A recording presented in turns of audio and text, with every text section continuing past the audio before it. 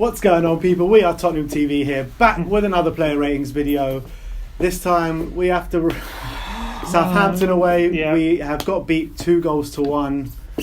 Wasn't a great day, Sim. Well, it was a day of two halves, wasn't it? Like, first half I thought we were brilliant. Second half we were shocking. Poch summed up as just, at the end of the game, just a complete lack of mentality, overconfidence, arrogance in that second half. We are just chucking points away left, right and centre in the league at the moment. It's just pissing me off, but Yeah. we'll get into it. Hugo Lloris, we gave him a 5. Maybe a bit of a harsh rating, but I think he could have possibly done better for the first goal. I think he went to ground very easily. He went down very easily for the first goal, although it was quite close range. It was a bobbling finish. Maybe it's a bit harsh to blame him for that. Give him any blame for that. It was a pretty standard day for him. He didn't have too much to do. I can't remember too many saves he made. I think I remember one nice save at the beginning of the second half, but apart from that, I don't think he did much. Free kick. No chance. No chance with that free kick. But yeah, he didn't have much to do, but I gave him a 5 just because I'm pissed off. Alright, fine. Alright, moving on to Kyle Walker-Peters, we gave him a 5 as well. I think he actually could have had a different rating for two different halves, because I thought he was absolutely brilliant in that first half. Yeah. Getting up and down, he made a lot of slide challenges. I'm not sure who it was on, but their winger, really important challenges. He really looked up for the fight. But then second half, I don't know what happened to him, but he just looked completely out of his depth in that second half. Gave away the free kick for the free kick, the foul for the free kick. He was just getting beat time and time again. They seemed to target him in that second half. Yeah, big time. They kept going down his side, and they kept getting joy out of it, which was really frustrating. They kept getting in behind him. I thought, as you said, first half he played well. It's just a shame that he kind of let himself down a bit in that second half, because it was actually quite a good display. And as we said before, whenever he's come in, he's done quite well. And it was looking like another performance where, all right, he's going to give himself a lot of credit in that first half, but. It's a shame. But one point I would say is that foul, the free kick, it was about 15 yards away from where it was foul. It was ridiculous from the referee. So I feel a bit for Kyle Walker-Peters in that respect. Ward-Prowse took big liberties with that free kick, and it wasn't spotted by the referee. But that's how it goes sometimes in football. And the first goal was also obviously not totally him to blame, but the cross came from his side. He's got to be kind of out. They got him behind there, but we'll get into who's more to blame for that goal soon. I mean, yeah, you could see in that second half they were proper targeting him down that right hand side, and he just wasn't. I wouldn't say he wasn't up to the task. He just struggled. Maybe it was Pochettino for not adjusting the system as well once they changed their system, but we'll get onto that a bit later. Yeah. Alright, Davinson Sanchez, we gave him a 5. First half again, he was pretty comfortable. He had little to do, but for that first goal, his defending was absolutely atrocious. Shambles. Atrocious. Shambles. If he just stands up and he can clear that cross. It was actually a really weak cross from the Southampton defender. What's he sliding in for? I don't know why he's sliding. I think he slid to try and cut out the cross. But if he just stands up, he puts the ball out for a corner, and all of a sudden he slides. It nutmegs him, and it goes across the face of the goal, ends up in the goal. But I don't know who's he sliding. I don't know what he's doing for that goal, for that first goal. Sanchez, absolutely ridiculous. So, he had a few other moments as well. I remember another moment where Shane Long gets free down the right hand side. He squares the ball. Sanchez just swings and misses it. Falls to Redmond, and luckily this is a 1-0 Spurs. Lucky Redmond hits it to the side netting, but he didn't have a great day. And after all these amazing performances he's put in the last couple of weeks, it's just such a shame, because we need him to carry on with this consistency that he's been going on, because the last 3 or 4 games I think he's been brilliant. Yeah. He just let himself down a bit. Especially that first goal. That really pissed me off, that first goal. Alright, we move on to Jan Vertonghen. We gave him a 6. I thought he was our best defender. Let himself down a bit from the mistake for the goal. I thought it all started off with his mistake. He let them get the cross in. But apart from that, I thought it was a competent display from Jan. Yeah, I feel sorry for him at times, because he's kind of let down by players around him. But yeah, you know what? He's got to take part of the blame for that first goal, because the ball is a weak. I can't remember who crosses the ball in, but it's a weak ball across the face of goal for that first goal. and Sanchez slides in, fair enough, like that was atrocious, but it gets past him, and then Jan Vertonghen isn't quick enough to react, and he lets it past him, and then we'll get on to the biggest culprit of that goal for me anyway. But for you, for everyone, for everyone. But Jan Vertonghen, I think in general it was a decent display from him. I can't remember too many mistakes. In general, I think he struggled a bit when Shane Long came on. He was a lot more stretched than they were when I think it was Charlie Austin in the first half. Charlie Austin, I think we felt a lot easier to deal with than Shane Long, who has that pace in behind. But I think he's got to take part of the blame for that first goal. So give him a 6. Yeah, the thing is like these players are playing well. It's just these small lapses and these small individual errors that are letting us down. And then it's costing us. We're cruising, and then it's costing us. I don't think we even played too badly against Southampton. It's just these individual errors that are really screwing us, and that brings us on to Danny Rose, who we gave a 5 to. Danny boy, who I thought. Also, I thought he put in a good display. You know, I couldn't really fault him much until that goal. You know, what is he running, dummying the ball for in the box? Why? Without looking behind you to see there's a Southampton player behind you. I just don't get it. That really angered me. What he did. I could see it at the time. The ball's got coming across the face of goal. 2 players already missed it, and he decides to dummy the ball inside the box when players are attacking the ball, and it falls to the Southampton fullback, and he puts it in the back of the net. What are you doing, Danny? Get the ball clear. You can't be dummying the ball in the box when you're defending a lead. It's absolutely ridiculous. And then what even pissed me off the most is he turned around after the goal and he starts blaming other people. He starts pointing others like, Danny, you just dummied the ball in the box. Let's not forget that.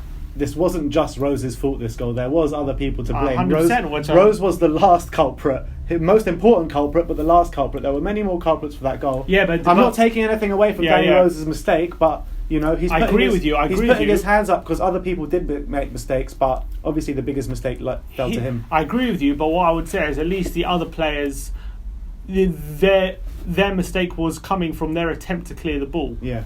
Where from Danny's point of view, he was in full control of the situation. He's just not aware of his surroundings. He just a complete brain fart from Danny Rose. What if he just clears the ball out for a corner? We could even go on and win this game. Yeah. And what he does is criminal, absolutely criminal. What he did, and it really pissed me off. No excuse for it. Absolutely no excuse. You can't be dummying the ball when you're a defender first, Danny. He tried to dummy the ball and then tried to start an attack or something. I don't know what he was doing, but in that position, you've got to just get the ball clear, and you can't be doing that at this level. You just can't be doing it. And breathe. All right. Yeah. Eric Dier, we gave him a 6.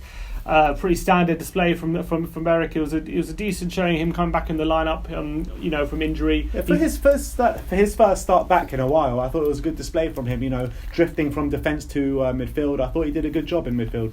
Yeah, I mean, solid display. Well, it wasn't too much bad or good about it. I thought first half he was breaking up play quite nicely and starting spells on attack. The Spurs actually looked really good in the first half. Yeah.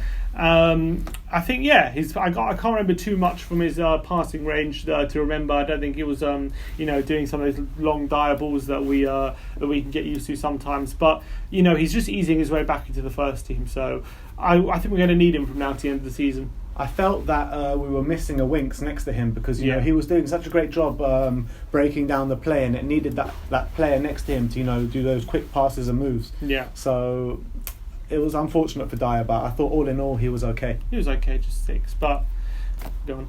Moving on to Moussa Sissoko, we gave him a 7. Yeah. Brilliant display from him yet again, getting the ball, driving forward. First name on the team sheet at the moment, Moussa Sissoko. Shall we just copy and paste from last week? Yeah, literally.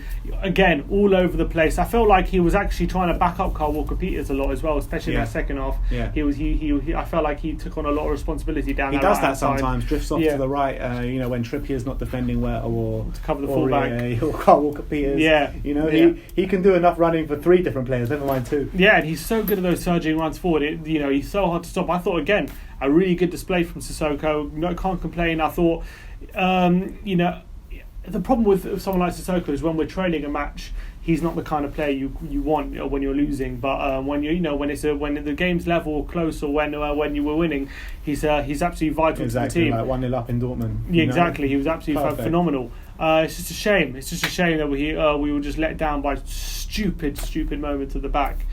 But anyway, moving on to Dele Alli, we gave him an 8. Really good return to form. Yeah, really good return to form for Dele Alli. He went off after about 80 minutes, expected.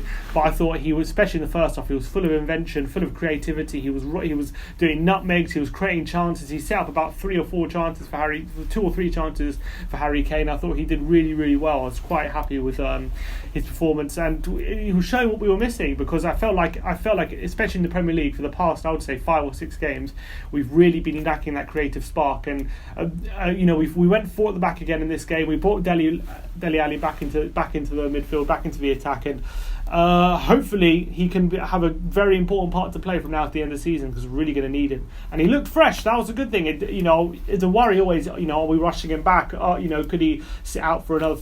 We've got an international break coming up.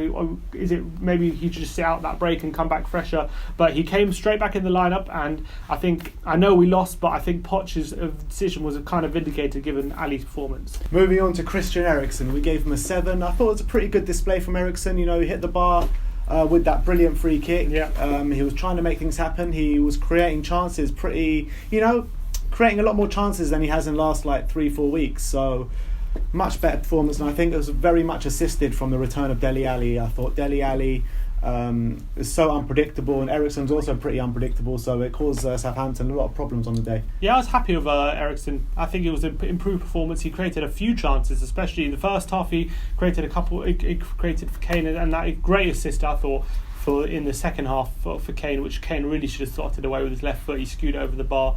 I was happy with Eriksen's performance, actually. I thought it was, as I said, it improved from previous weeks. It was better, but it's not like the commanding performance from Eriksen which we've seen before in the past. Look, Kane puts away both their chances. True. We're talking about 2 assists for Eriksen. He hits the bar where Ward-Prowse scored just a few inches lower. We're talking about two assists in the goal. It was just a game of inches. I was happy with Eriksen. I thought it was a good display. Right. And if he performs like that from now to the end of the season, we can have no complaints. Lucas Moura, we gave him a 6. I thought, again, with him as well, improved display back compared to recent weeks, just because in recent weeks he's been a bit anonymous. It's the same old story with him, isn't it? But yeah, he's dribbling ability, second to none, absolutely fantastic, getting past a number of Southampton players time after time like they're not even there. But again, final ball letting him down. He just doesn't have that end product, and that's part of the reason maybe that PSG ended up selling him. Lucas, he was probably one of our most threatening players on the day. The amount of times he got past players, tricking his way past, weaving past players. They found out how to deal with it. They couldn't handle him at times, but the problem is that once he gets into those great positions which he finds himself in, he just can't put the ball in the box. I know. We've said it so many times. He's got all the ability in the world. Lucas Moura. His dribbling ability is absolutely fantastic. Probably the best dribbler in the squad. He has good technique. He showed in the first half of the season. He has ability to finish. That goal against Fulham on his weaker foot, curls it outside the box in off the post. Man United, a couple of really deadly finishes he puts in. But those goals and assists, unfortunately, have just dried up, and that consistency that he had a bit in it, especially in the first half of the season, has definitely gone out of the game. Maybe it's because a lack of game time. That probably is a factor. But there's a reason he has a lack of game time, because he has those goal contributions have just dried up, and it's just a bit frustrating because we know he has all that ability, but it's just not clicking for him. It's just not clicking for him. Yeah, when you see Ali coming back and Son on the bench, you actually fear for Lucas that he's not actually going to get that run in the team that he actually needs. Yeah. Especially now till the end of the season with 8 games left in the Premier League and a Champions League campaign. I actually think, to be fair, I think he's been a bit better in the Champions League than he has in the league, especially recently. Surge. Yeah, but yeah, I agree with you. I don't know. I don't know if he gets back in the team. I think Lucas does give us something different, but he just needs to start getting goals and assists again, because that's what he's there for. And if he puts 2 good crosses or 3 good crosses into the box, that he found himself into those good positions on the right hand side so many times. If 3 of those crosses are good, someone gets onto the end of them, you're talking about giving him an 8 or 9. Yeah, he doesn't really do crosses, though, does he? He likes dribbling more. Yeah, he likes dribbling and shooting or passing. He needs to start doing them. Yeah, and one other thing I consistently criticise him for is he doesn't do enough off the ball. He always likes his action on the ball. He doesn't do enough off the ball running, like someone like Aaron Lennon used to do. Just running in behind the fullback. He always likes to defeat Lucas Moura. That's what he does. So it's something that needs to be looked at, because it just doesn't seem to be changing.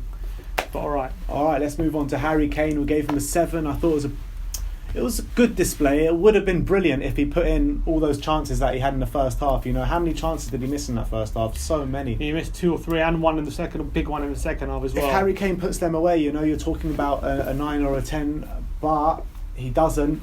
He looked good, you know. Since he's come back from injury, I think he's looked good, he's looked fresh. But the main thing is just he's not finishing off the chances, and the Harry Kane of old would have scored a hat-trick on the weekend. I think it was a display which it was encouraging in terms of if you compare it to last season when he came back from injury, you know, how sluggish he looked and how lethargic he looked. He doesn't look like that this season. He looks fit, firing. He's beating players. He's dribbling past players. He's getting shots off. He's looking good. He scored a great goal, really good finish. Him and Dele Alli, that link up play was absolutely fantastic. Something that I think we've missed for the past few months is that link up play between him and Dele, which was on show completely against Southampton. But he just missed those crucial chances that we needed to get that second goal, and if he puts them away, I think we're easily getting 3 points in this game. But he didn't put it away. We ended up throwing away the game for a few stupid defensive moments, and he's got to take a bit of responsibility for that. But I think, you know, there was a moment in that second half where he dribbled past 2 players on the edge of the area and gets a shot off. It looks like he's finding the edge of right in the corner, but Angus Gunn makes a really good save. You know, a brilliant cross for when Yoshida hit it onto the post. Exactly, as well, another good moment. There were a lot of great moments from Harry Kane, but you know, it's always going to be remembered for those misses in the first half. Let's be honest. Yeah, well, because they're so crucial. You know, he puts them away. It's game over at half time. Well, in the first 5 minutes, he had 2 decent, pretty presentable chances where he should have been hitting the target. I felt. Which was a shame in that sense. It was again, as I say, a really nice finish for the goal, which put us 1 up. You know, it's hard to criticise Kane too much for this display because I thought he looked. I think on another day, one of our better players. Yeah, on another day, we're looking at 3-0 win and he's our best player, and you know, happy days. But it just didn't work out for him this game. I think the big one though was that second half miss, which, you know, Eriksen plays him through. All he has to do is start home with that left foot, and he skews it badly quite over the bar. And then I think not long after that they scored, Southampton. So it's frustrating. It's a frustrating. It's just frustrating that the whole thing was frustrating. Let's be honest. So, go on, let's move on. All right, so Jesus Perez or Pochettino, depending who you think picked the team, we give him a 5. To be fair, let's talk about the positives first. He did change formation, which we were calling for before the game. He moved back to a 4 at the back. He brought Dele Alli back into the fold, which was a positive move. He brought another attacker in there, and to be fair to him, it worked. We looked a lot more creative. We were creating a lot more chances. Yeah. We should have been 2-3 goals up in the first half. So you got to give Pochettino credit for that.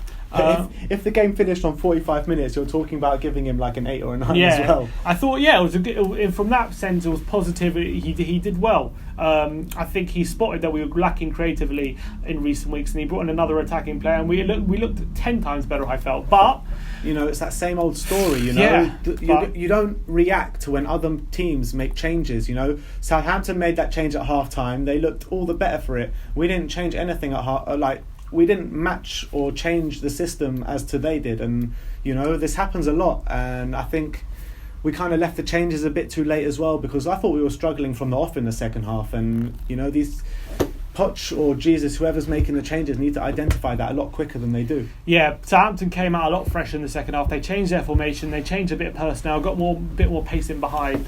And we didn't really react to it. We did struggle. To be fair to Pochettino, I felt we could have been 2-0 up even in the second half. I thought with a Kane with a couple of chances could have scored and put us 2-0 up. But after he missed those chances, Southampton started to put us under a lot of pressure, and we didn't react to it. And especially after we went 2-1 down, I thought we were diabolical. We were absolutely we lost our composure completely. And whether the manager takes any sort of responsibility for that, you know, you can make your own minds up, but the fact of the matter is, when we went 2-1 down, we didn't create a single chance. We just lumped it from the back to front looking for Llorente, and we completely lost our composure. We weren't playing the football that, you know, we can play, and we couldn't seem to put a move together at all. What's and happened it was to the shocking. Tottenham that kicks on in the last minute? You know, gets those last minute winners, gets those last minute goals.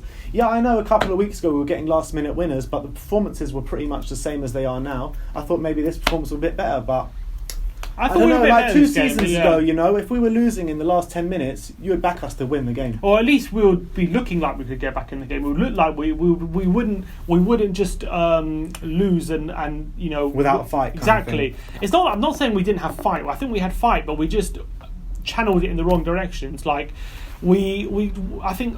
Just our heads went when we went 2-1 down. I think we lost our heads. That's the fact of the matter. We didn't create anything. We didn't even look threatening. Every long ball was gobbled up by all the centre backs. Son was almost anonymous when he came on. Yeah, Son came on, did nothing. Lorente didn't win a single header pretty much when he came on, which was pretty disappointing. And we didn't seem to have any other plan. We weren't trying to work into the fullbacks or get crosses in the box or anything like that.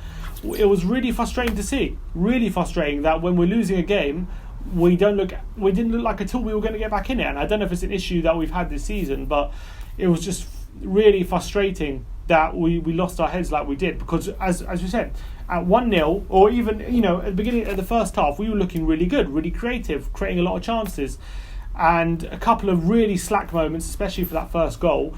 And that was it. We lost our heads. We lost the game. We chucked away the points as we have in the past few games. Again, it just reminded me so much of that Watford game early on in the season. You know, 1-0 up, conceding 2 late goals, and just completely throwing the game Even away. similar to Burnley, you know, Burnley, I thought we were poor throughout, to be fair. I know, but Watford, I thought, actually, we started the game well. We were showing attacking intent. We were 1-0 up. Yeah, but even against Burnley, we were cruising. Like, we were in control of the game. You know what I mean? We didn't look like we were under any sort of pressure, any threat of any fear of losing that game. And all of a sudden, stupid goal from a corner or something, and then all of a sudden, bam, we're losing. We lose the game. It's just really frustrating. And I think, to be fair to Spurs, the only thing we can take out of this game is we did create a lot more chances. Attacking wise, it was encouraging that maybe going from now to the end of the season, bringing Dele Alli back into the fold, it's going to make us a lot more creative, and we know we're going to be creating a lot more chances, and we're going to be hopefully scoring a lot more goals, because that's something we've lacked in the past few games. But again, another game where mentality has overtaken the team, and we go behind, and we have no answer. And even we shouldn't be going behind at all in this game. I'm sorry. That's the fact of the matter. It was a disgrace that we ended up losing this game. Talking about next season, we're going to make top 4? It's a tough call. It's a tough call. It really is. I mean, we were cruising 4 games ago. You know, now 1 point in 12. You know, our league form has jumped off a cliff. We've gone from 10 points above Arsenal to 1 point above them in the space of 16 days or something. Yeah, absolutely ridiculous. I mean, look, it's not over. We're still in the top 4 as we speak. So you got to say we're still there. But do you back us to make it? It's going to be tough. We need to win all 5 games. At home. Exactly. When you look at it, you know, we've got 5 home games. Arsenal have 5 away games. So that's in our favour. Arsenal have won 5 away games all season. They're really going to win another 5? I can't. It's going to be for the rest of the season. It's a stretch, you know. Yeah. We've got 5 games in this new stadium, which is going to help us a lot. I really hope it gives us that push that we need. You know, all the fans are going to come together. You know, it's going to be electric atmosphere in there. The 3 away games, you know, you back us to beat Bournemouth away. It's those. Yeah. But I feel that Liverpool and Man City, any points we get there is a bonus. But I feel if we win those 5 home games and that 1 away game, I think we'll get it. Yeah, if we win 6 of our last 8, we end the season on 79 points. And if we don't get top 4 with 79 points, that would be extremely... I don't think that's probably never been done before, for sure. I think 79 points, that's a pretty good total. So I think teams have probably won the title with 79 points. I think Leicester won it with 81. So you know, if we don't get top 4 with 79, that would be a real big shock. So I think that's what we got in for: winning 6 of the last 8, and I think top 4 should be okay. However, could our Champions League run hurt our top 4 chances? It's a question. I mean, it's a question for all the teams. So I think everyone's still in it, aren't they? No one's out. No one's out of Europe. So I think everyone has the same problem. Well, Arsenal potentially could be, except for Arsenal. Maybe they want them to win, but I hopefully that Champions League run doesn't hurt our chances too much. That could be a worrying thing. But you know, Chelsea have Europa League, Arsenal have Europa League. So Thursday to Sundays, everyone knows it's tougher than Wednesday to Saturday, which we'll be going through. So hopefully it hurts them more than it hurts us. But I still back us to get there. But you know, of course, Spurs, we do it the hard way. Yeah, you know, from being 12 points to 1 point in the space of 16 days. You know, we really need to kick on now. I think this break is going to do us well. The squad landed in Barcelona today. Yeah. Hopefully the sun or whatever it is can reinvigorate them and they come back fighting. You know, but once we get into that stadium, there's no excuses. We just need to be back on it. We have to hit the ground running in that stadium. Have to get back on get those wins from somewhere, and it doesn't get any easier. We've got Liverpool next. We got Liverpool next. Liverpool at Anfield. They're going for the title. I mean, it'll be sweet. Arsenal have a relatively easy game as well, so they could be above us actually after the next weekend of football. I thought it's unbearable to even think about, but you know, it would be pretty sweet if we could put a dent in Liverpool's title challenge. That would be pretty sweet. Yeah. So I'm going to send all the Scousers crying back home. We'll see. But yeah, we're going to be there. Obviously, we're going to have some content over the international break. We've got a very exciting interview coming up. Apparently, the rumours is he only has one knee, so make of that what you will. That's a giveaway. But yeah, so we're going to have some content over the international break, so check out for that. Obviously, we're going to be at Liverpool in 3 weeks' time on the 30th or 31st of March. Yeah. We're going to be there at Anfield, so looking forward to that. Like, subscribe and comment below. Let us know what you think. What are you looking forward to about Anfield? Just maybe another Wanyama smasher, maybe, hopefully. That's all they could. I don't know. We'll see. But hopefully, you can put a dent in Liverpool's title charge. Yeah. So check out our content coming up for those games. Let us know what you thought of our player ratings. Let us know what you thought of who your man of the match was. And as always, come on, you Spurs.